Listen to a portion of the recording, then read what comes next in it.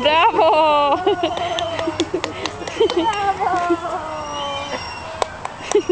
O amețit un pic.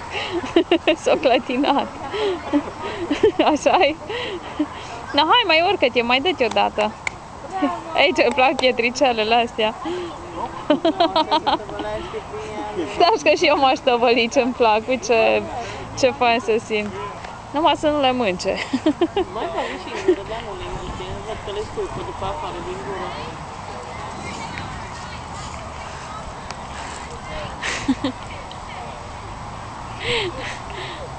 Hai, ne mai dăm? Hai și ne mai dăm. Hai și ne mai dăm.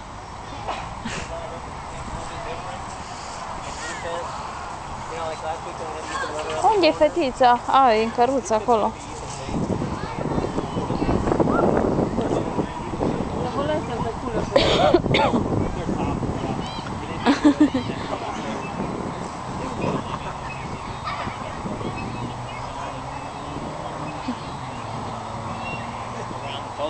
Nici băieșelui.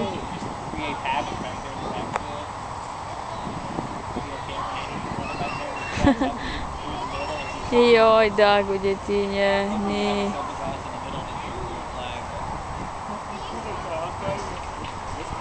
Îl duci iar acolo? Vai, dar ce aer ca lumea ai. Uite, acolo sunt mese, pe vine lumea cu mâncare și stau și mâncă acolo în față. Ah, ia. Alții își aduc și își fac grill, alții vin cu mâncarea și... Iară strigă. Ei, hai! Hai! Hai! Azi, mâine vorbești. Mai duce, da. Deja tot mai multe, așa-i? Că s-a pus jos. No, hai, așa. Așa pe folie. Hopa! Bravo! Dacă știe el să-și dea drumul. Bravo!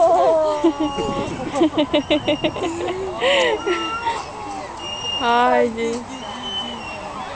Ioi, scumpui, Doamne! Se uită la copii, vede acolo lumea. Și tu ai pe acolo, că pe ei luăm cu mașinuța merge, știi, tu e ăla. Cât poate. Deci, la că crești eu. Te ajung eu. Ori eu. Ups!